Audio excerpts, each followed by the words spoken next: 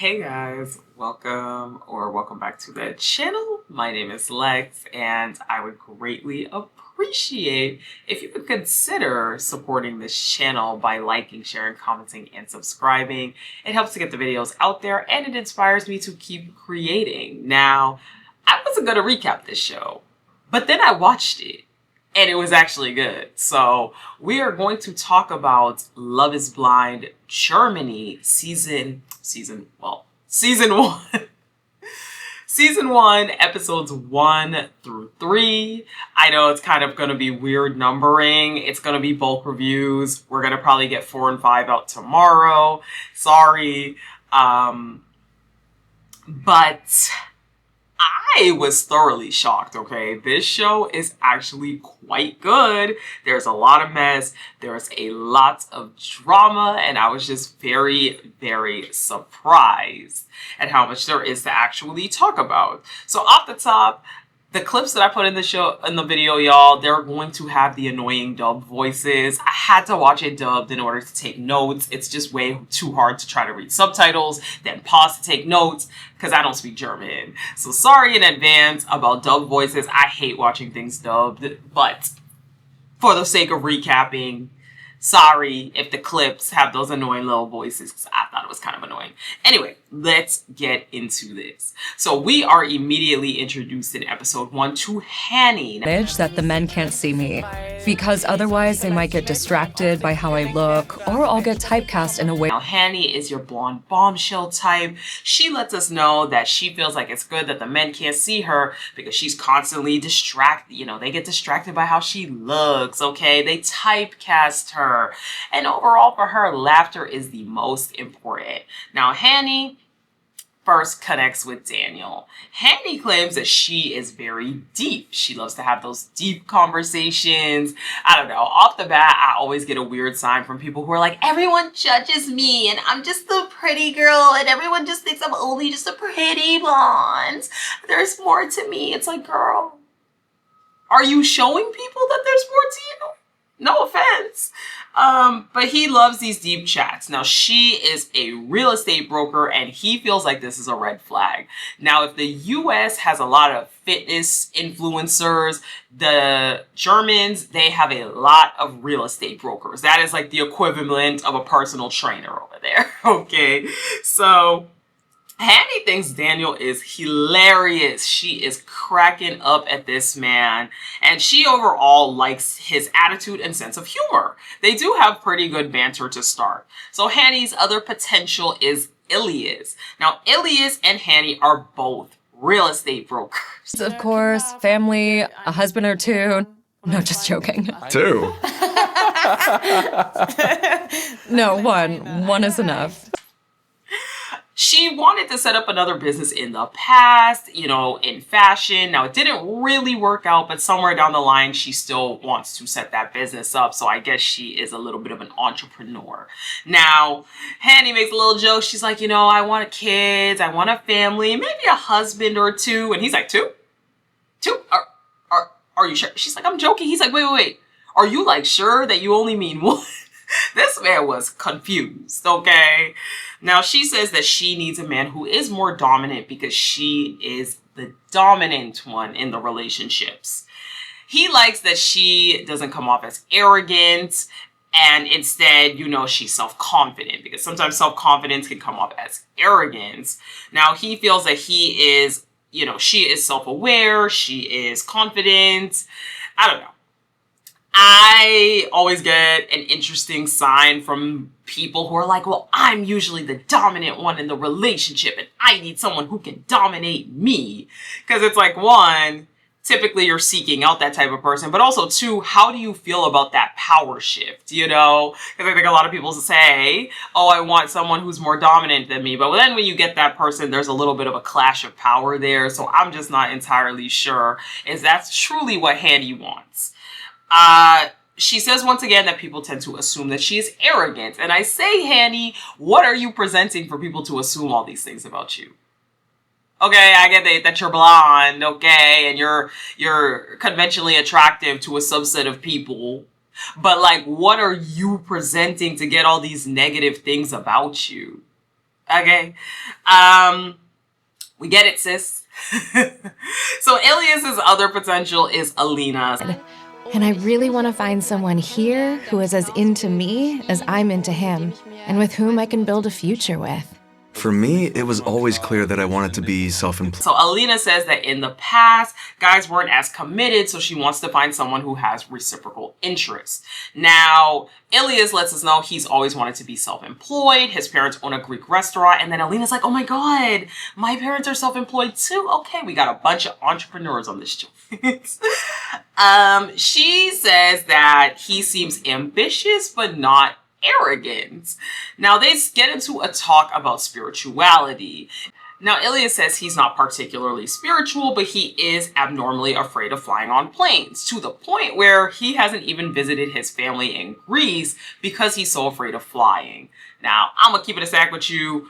I am not afraid of flying, so I don't really understand people that have these very strong fears of flying. I think it is wild to be so afraid of flying that you can't even go visit your family. But apparently Alina is also afraid of flying. I don't know. These two have everything in common. So Alina says that she uses her intuition a lot to figure out if something is right or not. Maybe she'll see a sign, like a white feather or something. But overall, she really trusts her intuition. She doesn't do things unless it's guided spiritually. Now, for him, for Ilias, he says there is no downside so far of Alina. He loves what she sees. They do seem to have a connection and have a lot of different things in common. Now, Alina is telling the girls in the pods that Ilias reminds her a lot of her brothers, the way that they always want to be better people, the way that they're always striving to improve themselves. So she likes that so far. Now we are introduced to Shella. So Shella, and let me just say, the black women, I loved how we had 3 black women as prominent people on this season. Let me find out Germany is treating the black women well. Well, we'll see. We'll see as we go on with the show. Excellent. Me too. I'm Pascal. And you? I'm Shella. Shella. Okay. Mind if I ask where you're from? I'm from Dusseldorf, originally from... Now, Shella says that she always has a wall up, and she's even had ex-boyfriends who have asked her why it takes so long to open up.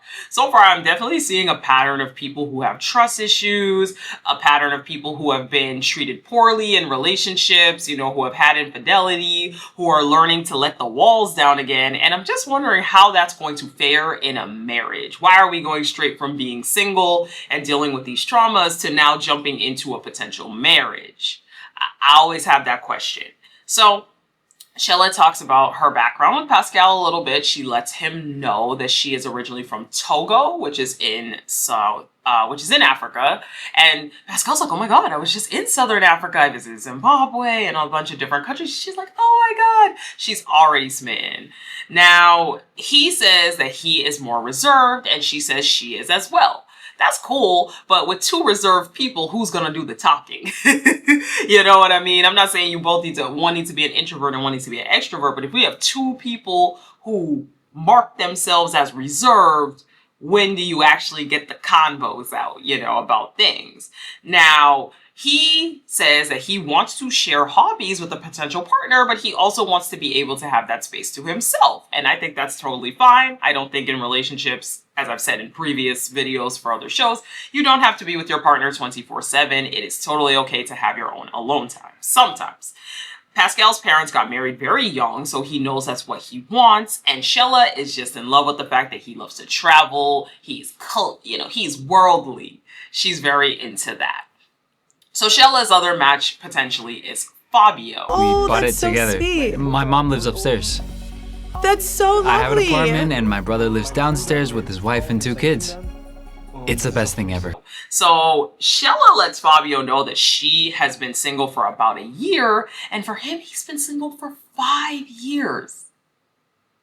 And again, I ask, why are we going from being single for 5 years to jumping into this? Now, he said that he did try dating after this 5-year relationship that he was in, but he never found the one. I don't believe in the concept of the one. I think that this idea that there's one person in the universe who's going to be perfect and click with you on everything is nonsensical.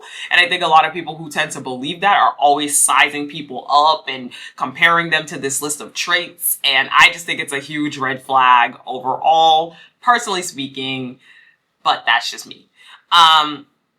So Fabio says he is a family person. Him and his brother, they bought a house, and his mom lives upstairs and his brother lives downstairs with his kids and his wife.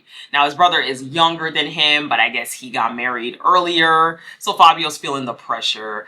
Shella likes that. I'll be honest. I cannot imagine living in a family, in a house with all that family. But Shella seems to love that. She seems like she's impressed by that.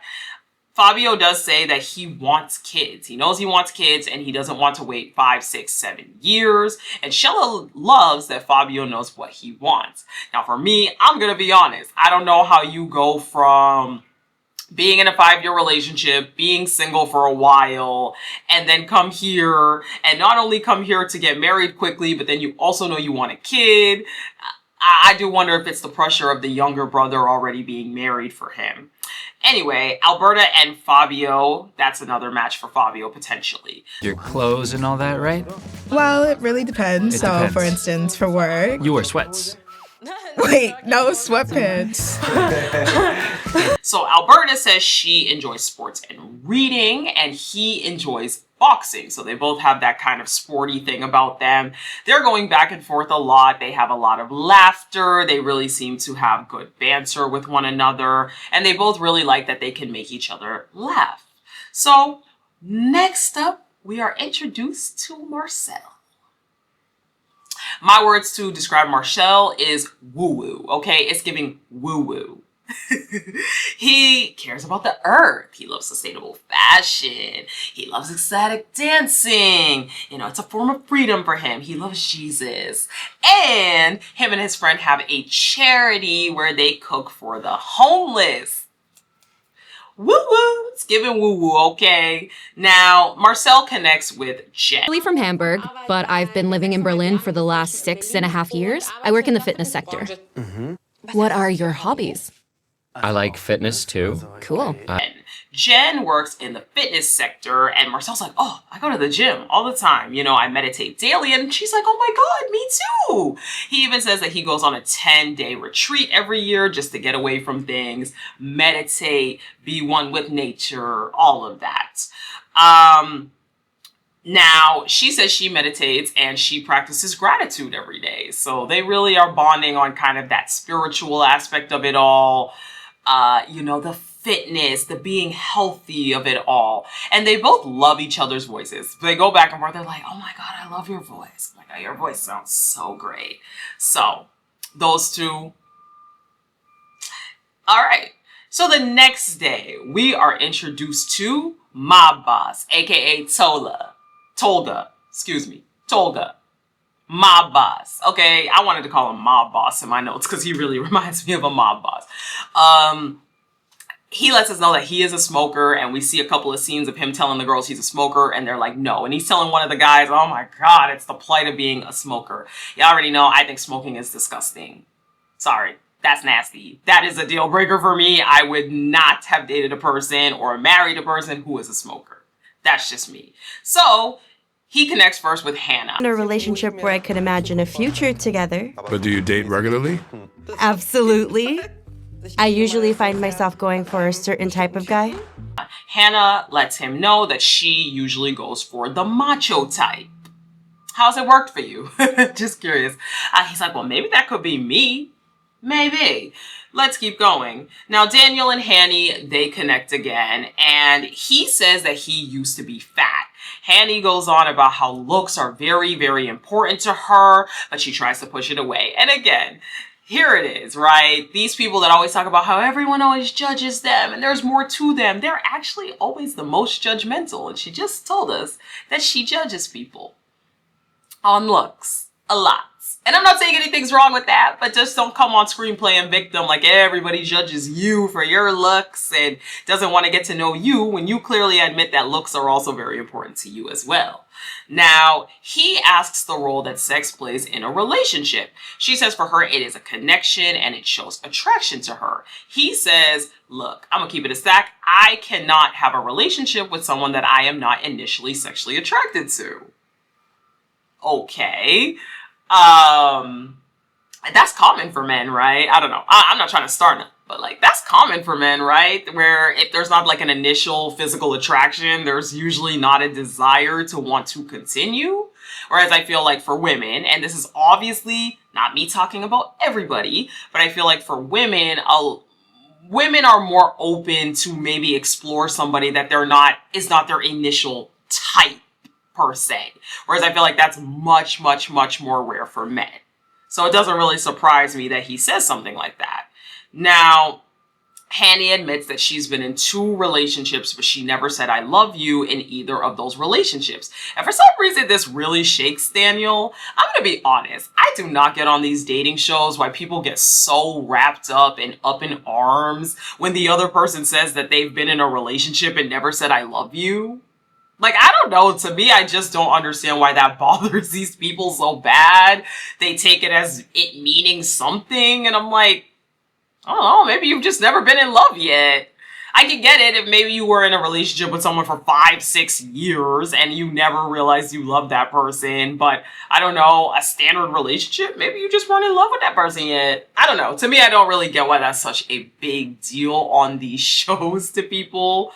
But anyway, Hanny says that it is hard for her to say I love you because she was cheated on a lot in previous relationships. Now for Daniel, he says this could be problematic because he doesn't want to force something. Now Hanny meets up with her other potential, which is Ilas, and he says that he wants a woman to be open when it comes to sex. And it's like, dang. It's sex this, sex that, sex, sex, sex. Y'all is talking about sex real quick. She says, though, say what you like and don't like. He wants the woman to be upfront about what she likes and what she doesn't like. Now, she's like, oh my God, real estate brokers aren't usually this nice. Oh my gosh. But she says with him that there is no awkward silence and that they can talk freely. Now, Ilas does talk again with Alina. Have you had anything where you're like, I don't need to experience that again? So far, I've been unlucky in love. But you also... And she is worried about him choosing Hanny. He says that he always, they get into a conversation about sleeping and he's like, I always sleep naked, but he's like, I'll hold back right now. And I'm like, again, wow, y'all really want some. She says that it's healthy to sleep naked since they wear clothes all day. And he's like, well, then you can sleep naked since it's healthy. And I'm like, whoa, whoa, whoa, how did we get here? But he overall loves her attitude on life. And I'm like, but y'all just talked about sleeping naked all day. All conversation. And overall, he feels like this is too good to be true. Now, Pascal talks with Shella again. He says that it is hard to show his vulnerable side because it is self-protection as a man. And I thought that was interesting because I feel like Pascal doesn't give traditional masculine. So it is interesting to still hear him talk about these struggles and talk about kind of that emotional, maybe like the wall, not feeling like he can be vulnerable. Now, Shella said she will show her vulnerable side if she is comfortable with the person, if she trusts them. She says in her last relationship, she completely ignored her gut feeling, and overall, she's dealt with a lot of infidelity in relationships. Pascal, he cuts to the chase. Let me translate this for y'all. Pascal said, is it possible for you to be attracted to someone who's not an asshole?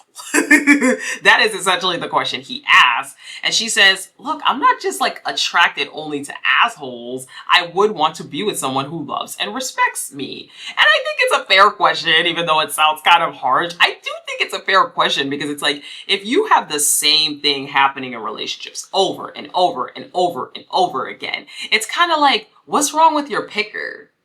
What's wrong with your picker where you continue to pick these people? And I'm not blaming her, and I'm not saying it's her fault, but at some point, we also have to take accountability for the people we let in, right? So I could understand Pascal's question. It's blunt, but I do get it, where it's like, are you even attracted to a guy who's not maybe that traditional whatever it is that you typically go for? So I got that. Overall, he wants somebody, Pascal, that he can be vulnerable with. So for him, he has a lot of walls up. And again, we have a lot of people who say they have walls up. They really aren't vulnerable. They really have trouble communicating their emotions. And again, I just really wonder how that fares going straight into a trial engagement and potential marriage.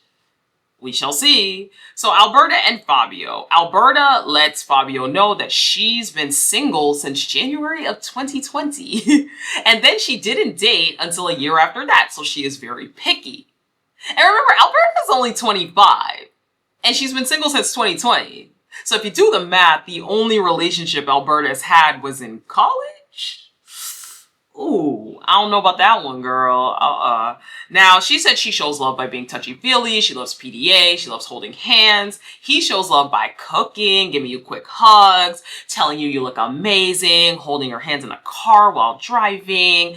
Mr. Romance Movie. Okay, Fabio is Mr. Romance Movie. He'll be outside your door with a ukulele and a rose, let me tell you. So he asks her, with being 25 and the youngest person in this experiment, what makes you think that you're ready for marriage? She says that she dates to marry and she wants to have kids young. Didn't really answer his question. Now, I understand Fabio's concerns because if you do the math, that really shows that Alberta has only had one relationship while she was in college. And it's like, to then go from that to being like, I know I want to have a kid. I know I want to be married. I know I'm there. It's like, why can't we date normally? Like, I get it that you want to have kids and a family, but just date normally. I don't know. It seems a little bit weird to jump immediately into a process like this, where it seems like you don't have a lot of dating experience. But she explains that she wants to get married before she has a kid. She wants to have this foundation for the kid before she just has it. And I don't know. Maybe because I can't relate to the concept of wanting to have kids young. I'm 27. I don't have a kid. I am married. And I don't plan to have kids for the next few years. I just can't really relate to this. And I don't really understand what the rush and the pressure is. So, yeah, it seems kind of mean for Fabio to be like, you're young. Can you do this? But I do kind of get where he's coming from because it does feel a bit premature. I hate to say this, but there's something about Alberta as I was watching that gives childish, young love vibes. And I just feel like Fabio could pick up on that. All right. So Hanny and Daniel, she puts a ring in the pod that he's in. She gave this ring because her parents split up when she was young and she had to help her mom out a lot with everything. Now, her mom used the last money she had to buy this gold ring and she never took it off. So it's very sentimental to her. She says that it's very hard for her to let her guard down. Another one where I'm like, wow, if y'all can't let your guard down, why are you here? We're in an experiment where you need to be vulnerable and quickly. He asks her straight up, do you think you're going to be able to open up in a relationship? And she says, definitely. Another person, Daniel, I feel like who's picking up on the fact that she's giving a lot of things and saying a lot of things. And it's like, but is that really going to work in an accelerated marriage process? So Ilas and Hanny. She at this point is realizing that she's leaning a little more one direction towards Daniel. So she kind of goes into the pod with Ilas and says, look, there's really kind of no point when I feel good with one person, but feel the same with somebody else. At the end of the day, I cannot be with two people at once. And he's like, well, it would be a shame if it didn't work out because, you know, I loved the conversations. I loved everything we had. I thought things were going well, all of these different things. And she kind of doesn't really give an answer. She sort of kind of breaks it off, right? And then he's just kind of like, I don't know, and walks out. So at this point, Hanny is a bit distraught. She goes back to the girls' spot and it's like, look, like Ilias was never my number one. Like it was always Daniel. Like sucks to hurt him, but I always was on Daniel. So Marcel and Jen. Marcel lets us know that, Jen lets us know that she has been single for 10 years. I'm not gonna say it again. She had an awful relationship. She was treated very badly. And she says she really has needed the time before letting someone in, but no one wants to take the time. In addition, she admits this was her only relationship.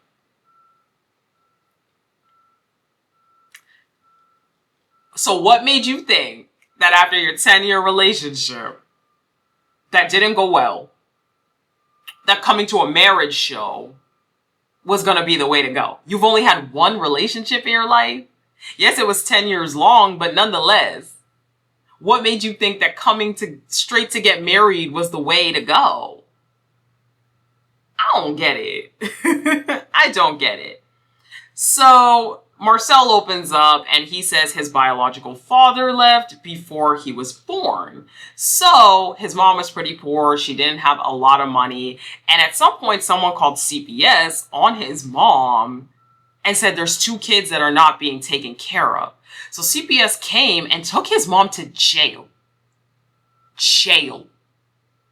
Now, I don't know how things work in Germany, but I was like, jail? So at that point, him and his brother, they were thrown into foster care, and I couldn't believe that. I was like, wow, that is extremely traumatizing. He also said he had a brother, and he hasn't made it clear if he like talks to his brother, sees his brother, but that is incredibly traumatizing. So, you know, Marcel is getting very, very vulnerable with Jen from the beginning. Hanny and Daniel, you know, he loves all the sides to her. At this point, Daniel, he's feeling locked in with Hanny, right? He loves that she's smart, she's funny, she's amazing. You know, he gives a great speech about how great she is, and then he proposes, and she says yes. So we end off episode 1 with Hanny and Daniel going into their reveal and cliffhanger. I was wondering if she would like him because, you know, ladies either love the bald man or hate the bald man. Let's just say that. But we end off episode 1 with that cliffhanger. So, episode 2, their reveal. Oh my God. Hold on, I've got plans. What? Wait, there's something else for you. Oh, right. Now they get together and they're making out. They're kissing.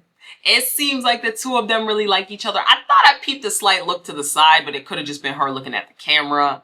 But either way, they both say it's delicious. They love each other's kisses. They are there. They are loving it. So these two, seems like it's good for now. So Hannah and Tolga. You know, Tolga lets Hannah know that he loves going to amusement parks, and he's so excited that there are women that still love going on roller coasters. Huh? We gotta watch Tolga, because something tells me Tolga, he gonna be a little problematic.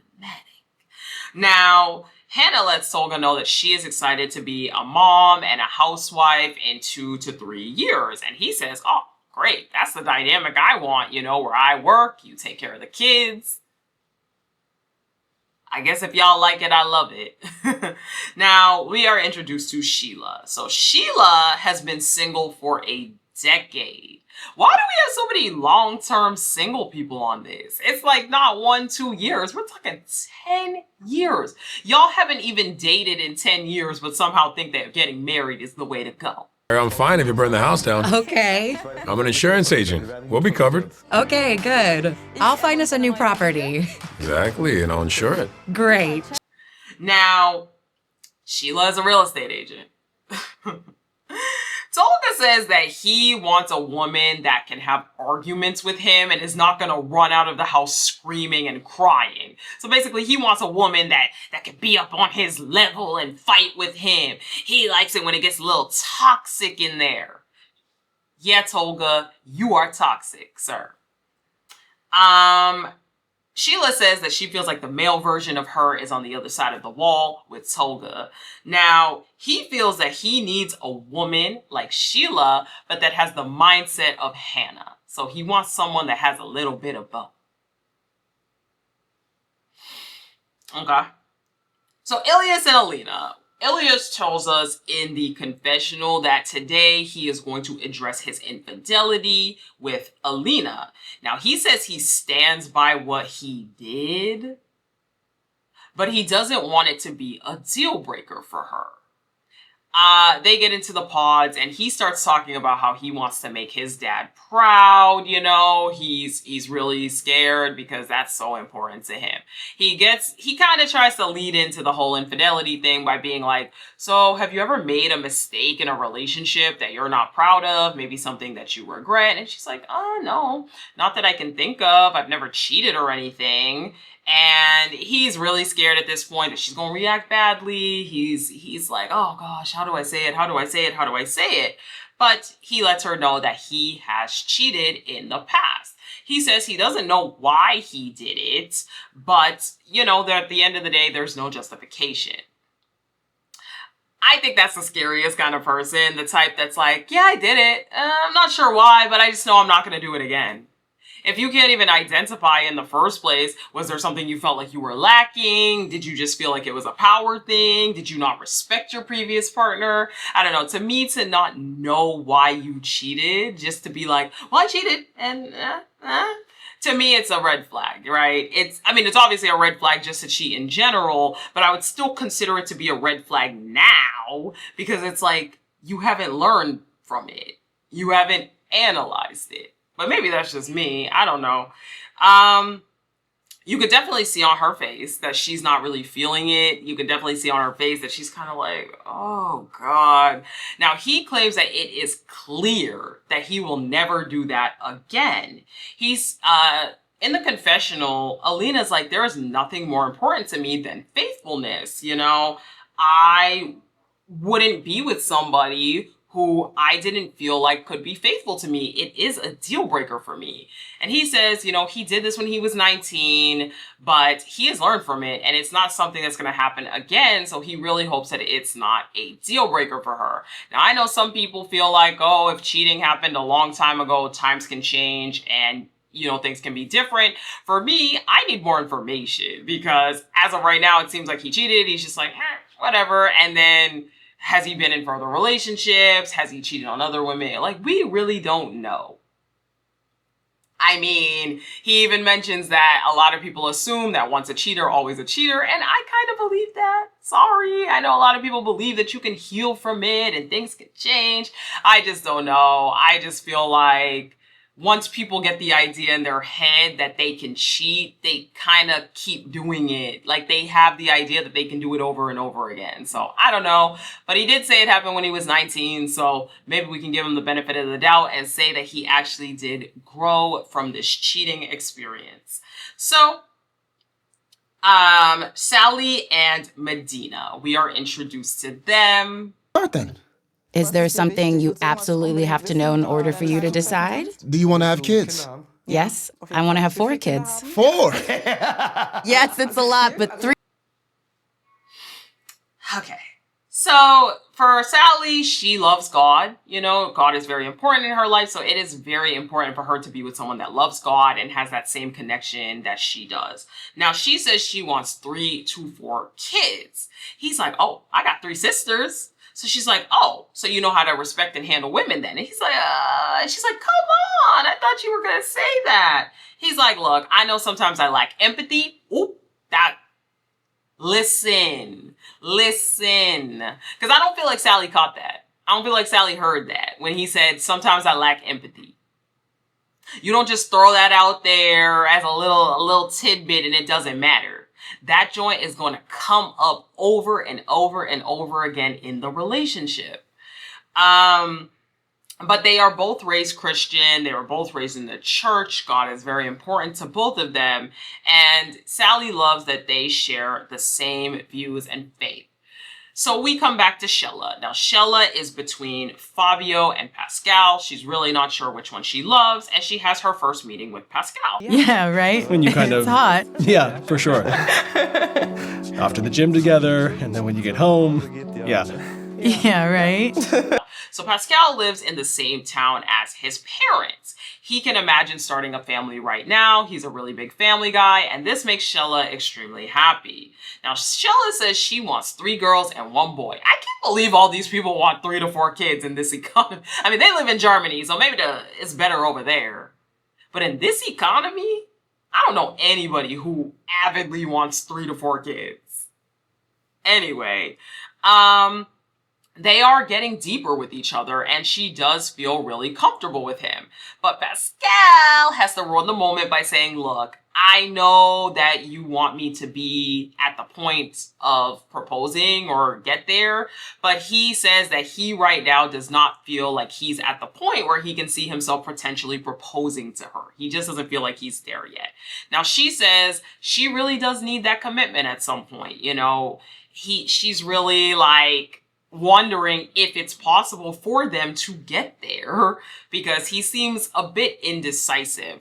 For Pascal, sorry, he says that he needs a lot of communication to get to that point. All right. So, oh gosh, I lost my notes, guys. Sorry. So, Pascal then goes back to the guys' pod, and he's like telling the guys, I've never found a better woman than her. Like, she's amazing. She has everything I've ever wanted. And the guys are like, so have you told her that? And he's like, no. And they're like, what? What are you doing? Why would you never tell her that? Why? Like, these are the things that you need to let her know. And I agree, Pascal. What are we doing? If you really feel this way about her, express those emotions.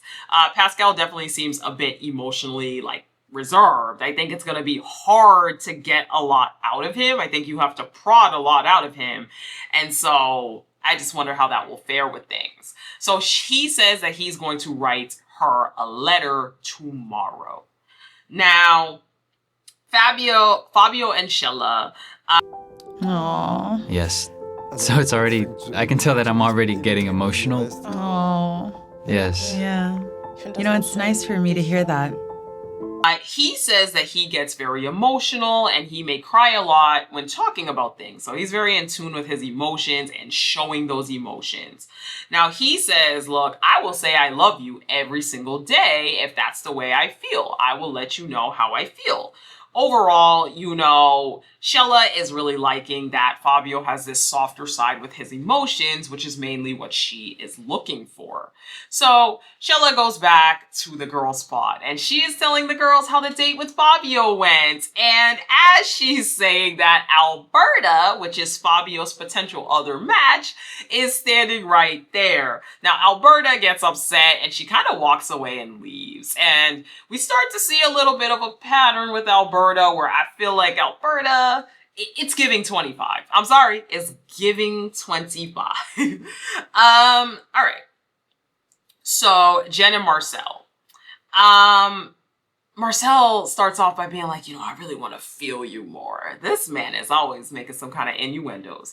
Anyway, she says that small gestures make her feel really loved. It's just the little things. She doesn't need this big grandiose stuff, but just, you know, do those little things to let her know that you love, like you care about her and you're thinking about her. He wants the feeling of being fully accepted by somebody else. And for her, silence does mean affection. You know, if you're able to be comfortable in the silence and just kind of sit there and feel each other, you know, be in that stillness, you don't have to talk, you know, that comfort is really important. And they both love that. And I agree. I think if you can sit in silence, whether it's a friend, whether it's a partner, I feel like if you feel like you always need to talk and you always need to fill the dead air, to me, it's like, where's the discomfort?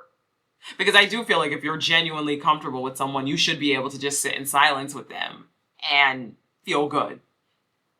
But they both go back to their respective pods, the girls' pod and the guys' pod, feeling smitten. So Ilas and Alina. Now, Ilas, he is worried to pop the question because his world would fall apart if she says no. She says that she was having doubts about if love could be blind, but in the end, Ilas does end up proposing to Alina, and Alina says yes. All right, Shella and Tolga.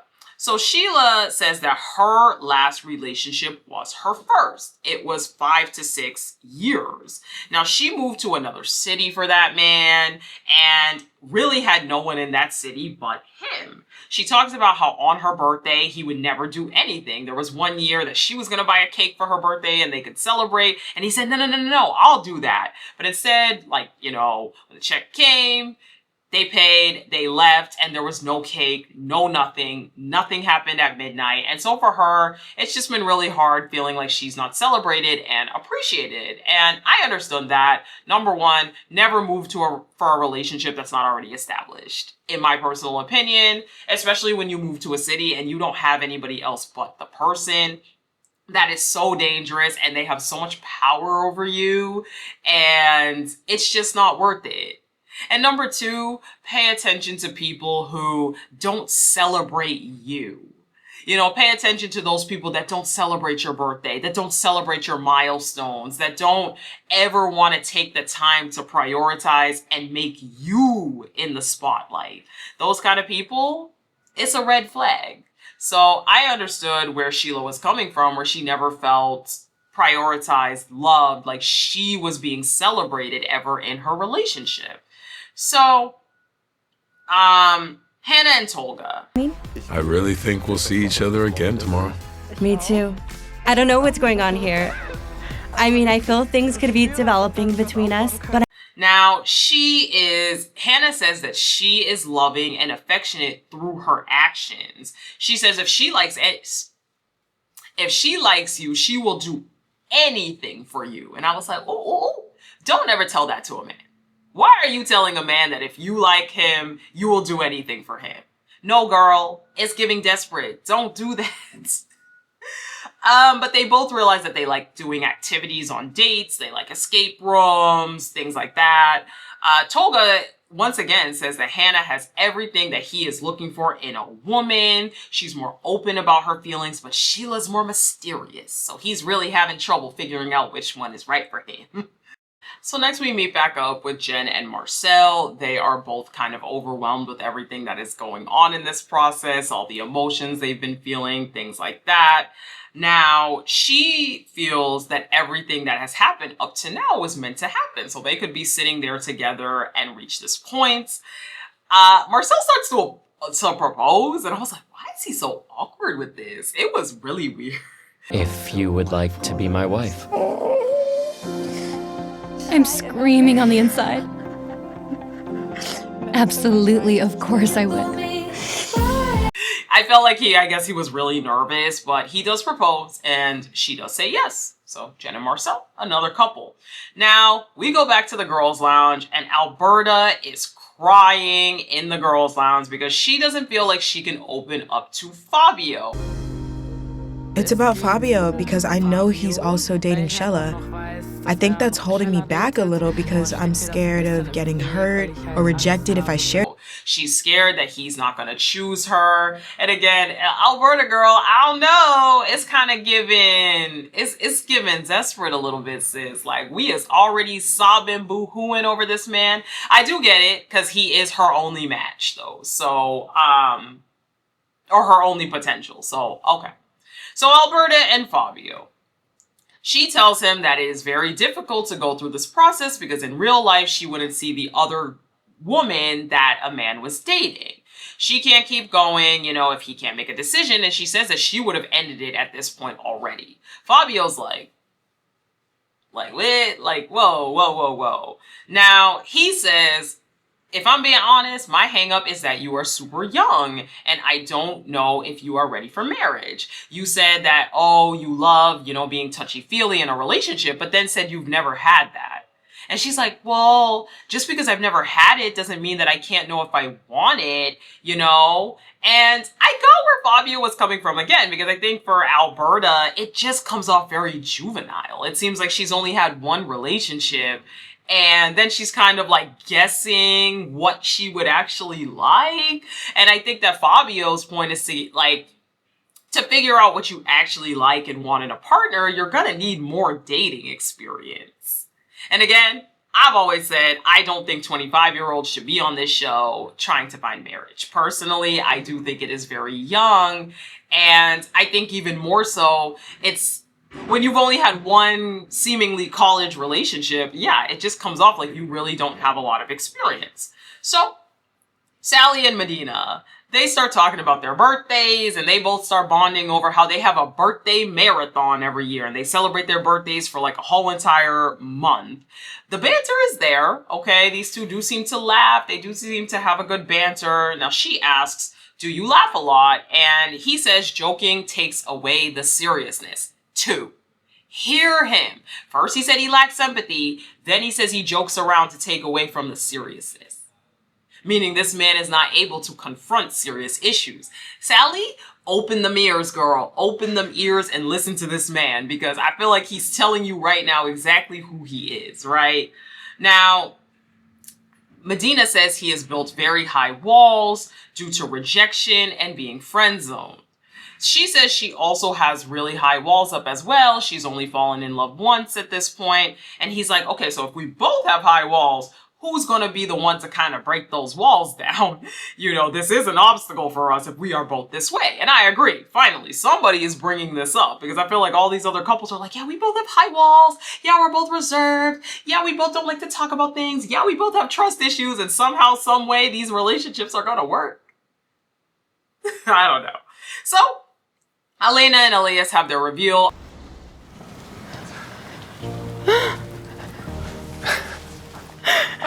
Hello. I don't have much to say here. It looks like they like each other. Congratulations. So Tolga and Shella. Tolga gives Shella a cupcake with one candle in it. But they are baby butterflies. Her voice and what she's thinking, her mindset, they're just things that fascinate me about this woman. I feel it coming. I'm ready for it. And a rose. Remember, she talked about how her previous ex never did anything for her birthday, so he's doing this. Now, he says that it may not be full-blown butterflies yet, but he has baby butterflies. So Shella brings that cupcake back to the girls' lounge, and she is chomping on that cupcake. It's a little like a wedding cake, right? That's how she's taking it. She doesn't know how he and I... As, what's the other girl that Shella's with? Hannah. As Hannah is watching her eat that cupcake with the girls, laughing about how she and Tolga are so good. And Hannah's like, it doesn't matter, okay? I'm gonna get him. I don't care that she's doing all this. All right, Hannah, tell him. All right, so episode 3. We start off with Pascal and Shella, and Pascal's like, so like, what can you kind of see in the future? And she starts to say some stuff. She's like, you know, I could see you. And he's like, oh, you said you? Me? You can see me in your future? He is smitten, and he, you know, he asks, you know, or she asks if he's falling in love. Overall, these two are cheesing from ear to ear. It seems like these two are on the trajectory to be together. Now, he does mention to Shella that he is dating someone else. And he's like, I'm not really sure how to, like, tell the other girl about this connection, Alberta.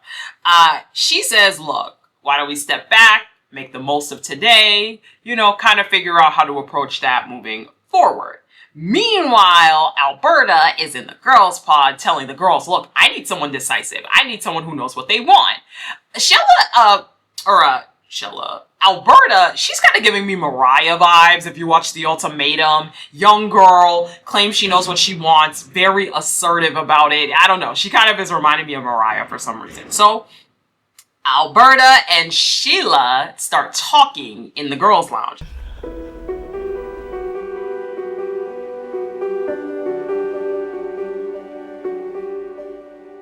I don't know if they're a good match, but he's a great person. Now, Shella says, look, you know, she's like, I haven't really had a date like this. It's, oh my God, it's so great. She's talking about how the date went with Pascal. Alberta cuts her off and says, all right, I'm going home then. And Shella's like, what? Like, what do you mean? Like, relax. Shella's like, I was really conflicted about how to even tell you about, you know, me and Pascal. Like, I just didn't really know what to say. Alberta's like, how can you be crying about the one guy saying you wanted him to open up to you, but then you're doing this right now? You know, she's like, and Alberta, sorry, Shella is like, well, it was really hard when Fabio said he wanted to end things with you. Like, it was tough. And I was like, oh, why did you tell her that though? Why did you tell her that? Oh my. So Fabio and Shella. Biggest fear is that I'll hurt you. I want you to be happy because your happiness is more important to me than mine.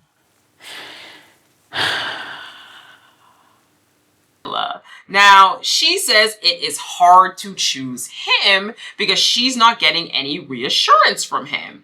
Now, he wrote her this letter saying that she is the best woman that she's ever met. He's opening up more, even if it's not much. He struggles with self-esteem due to past relationships, and he wants to open up, but it'll take more time than they have here. But overall, he wants her to be happy. And at first, when they were reading this letter, I thought he was breaking it off with her, but I guess he was not. I guess he was just saying that he wants to continue. So I guess I misinterpreted that. So once again, we flash back to Alberta crying in the girls' lounge as Shella is kind of talking about her conflict between the two men. And I'm like, Alberta girl, just come on. Come on. So Marcel and Jen have their reveal. The silence really unsettles me. You have to talk more. You put me through it yesterday. I don't feel the need to talk the whole time. She says, you know, he's so beautiful. And he's like, I imagine you being really ugly for some reason. I'm like, oh, what? So you picked a girl that you purposely thought was going to be really ugly? I don't know. She was like, I had no expectations. Now, she says she is having trouble connecting his voice to his face. And as they're sitting down, this reveal is very awkward, okay? He's not really saying much. He's being very quiet. And she's like, well, the silence is kind of making me a little uncomfortable. He says, I don't need to talk all the time. Oh boy, we got a Keiichi number 2? Do we got a Keiichi number 2? She's like, yeah, you know, if he doesn't start to kind of speak up more, I don't think this is going to work for me. I'm gonna be honest, I don't think he's feeling her. I don't think he's physically attracted to her, and that's why he's quiet. We'll have to watch these two, but I don't think that Marcel is impressed with Jen. So, Hanna and Tolga. Tolga says he is still confused and finds it too early to make a decision. Well, hurry up, sir. Yeah, it's because you want multiple women and you want all these different things. Now, she says she needs some answers at this point. Can he see himself getting married? Can he see this working out? He says he genuinely feels butterflies for her and Sheila. There's Shella and Sheila. But they bond over their Harry Potter tattoos, that they really have, you know, this connection that they love Harry Potter, and they'll have a movie marathon. And Hanna, at this point, you know, she's becoming the one in this who's like, pick me now. I need that decision right now.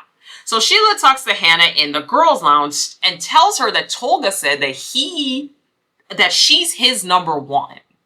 And Sheila's like, look, I'm not doing this, okay? If he's not going to pick, if he's going to be back and forth, I don't really care. I'm just going to end it. I don't really care. So Fabio and Alberta, she brings up him saying that she's too young. And he's like, I'm really sorry. That was a dumb concern. Like, I shouldn't have said that. I disagree, Fabio. I think you were onto something. She says that she knows that he's worth it and she would choose him every day. She's already made up her mind since the beginning. He's everything that she could ever want and dream of in a man. Girl, she is professing this love for this man, and Fabio's like, huh? For us to end things. Yeah. Okay.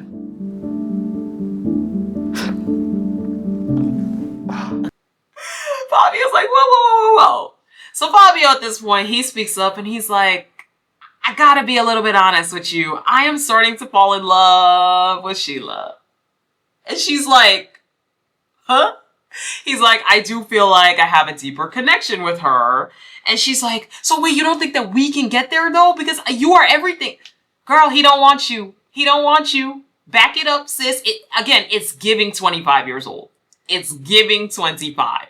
Because back it on up, sis. He does not want you. He said he doesn't want you. And he's like, yeah, I don't really think that we can get there, unfortunately. So Shella and Fabio. She starts off saying that the date was very emotional for her that they had earlier. She has really started to take the time to think of herself. She's really realized things.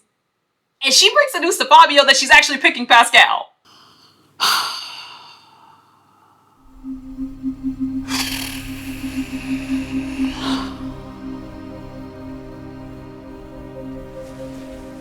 And I was like, huh? I was flabbergasted. I was flabbergasted. I was like, what do you mean you're picking Pascal? Did I miss a part where those two? I couldn't believe it. I was like, what? And Fabio was like, wait, what? Even Fabio was like, huh? He was like, wait, what? Is there any way that there's something between us? Like, what do you mean you pick him? But okay, Shella picks Pascal. I was lost, y'all. She says in the confessional that she realized that Pascal is the best one for her, even if there's no proposal. And I just wonder why. I just wonder what it is in Pascal that she saw that made her think that he was the one. Now, Shella and Tonga. She asks, why is there another woman that feels the same way that I feel? Why is there another woman, Hannah, who feels like that she's your number one, and I also feel like I am your number one? He says, it's an experiment. I'm trying to go through it. And she's like, okay, yeah, but aren't you supposed to make a decision? He's like, who said I'm not starting to make a decision though? Like, he's like, I don't want to say that you're my number one if like, I don't actually feel that way after that. She's like, pause. But you did say I was your number one. Yeah, so none of you ladies should take this man, okay? None of you ladies can take this man. He is just saying any and everything. He's throwing everything at the wall. Honestly, this man is probably taking this whole experiment as a joke. He's like, look, I am starting to gain feelings for you, you know? It scares me. Like, I'm sorry, I don't know what to do. I can't imagine proposing to you. And once again, Shella is right back in the arms of Tonga. All it took was him saying one or two nice little words, and then she was back.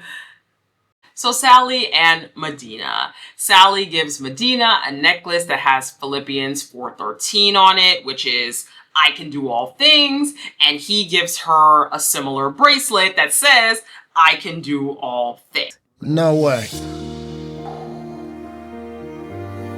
No way. It is. So Medina says, sorry, I always think Medina is the girl.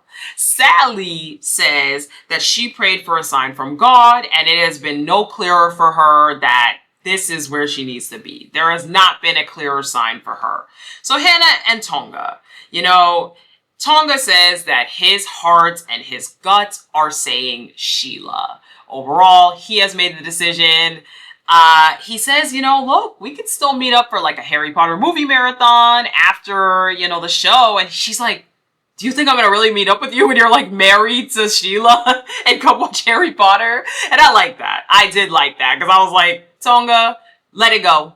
You didn't pick her. It's over. Bye.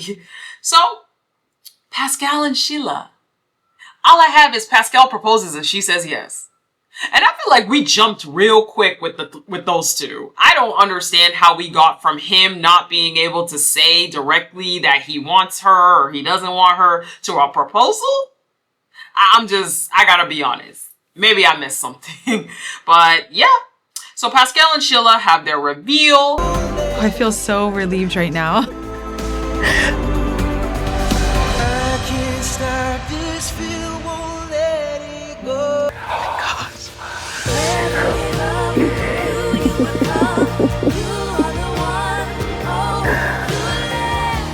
And And they seem like they really like each other. They are smiling ear to ear. They seem happy with what they see. And when he was going back into the little place, he looked back at her, okay? I always notice when they look back at the partner and cop a little glance, you know, that's usually a good sign. So he looked back at her when she was walking away. Their reveal is very short compared to everyone else's. So Tonga and Hannah, Tonga proposes, Tonga and Sheila, he proposes. She says yes. And Medina and Sally also, he says this is his perfect match. He feels like they are meant to be. He also proposes and she says yes. Medina and Sally's reveal. So, Medina says the worst thing that could happen for him is those doors open and she's not his type. The doors open and Medina can't even force a smile.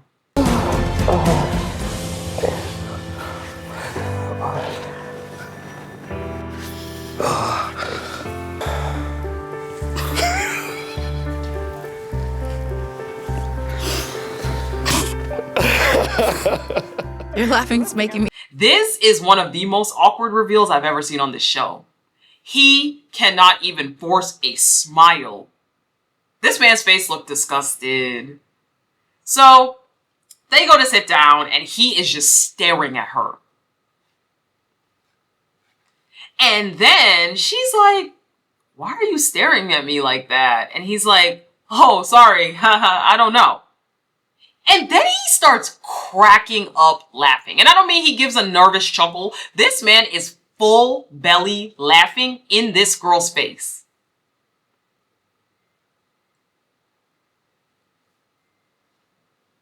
Eventually, they walk away. And even as they're hugging, he is still belly laughing. And when he walks away, she starts crying because it is so awkward. Why? Why are our sisters, why are the black women on these shows always done so dirty? Why? And it's always a man that looks like that. Medina, you are wearing ill-fitted clothes, looking dusty, laughing in her face about how she looks, laughing in her face because she's not what you wanted. I can already tell I'm going to be irritated by Medina. Because what was that? This poor girl is already crying. You are so immature and childish that you can't even look this girl in her face without cracking up in her face, laughing at her. Yeah, I already know I'm going to be upset by him. But anyway, that is where we will end episode 3. So far, the season looks like it's going to be interesting and it looks like I'm going to have a lot to talk about. So, definitely stay tuned. Anyways, if you got to this point of the video, that means you liked the video. So I would greatly appreciate if you would consider supporting the channel by liking, sharing, commenting, and subscribing. Make sure you turn on the notification bell so you know when the videos are dropping. We will have the next videos out in the next few days, right? We'll have a couple of episodes out per day until the end. Thank you so much for watching, and I'll talk to you guys in the next one. Bye!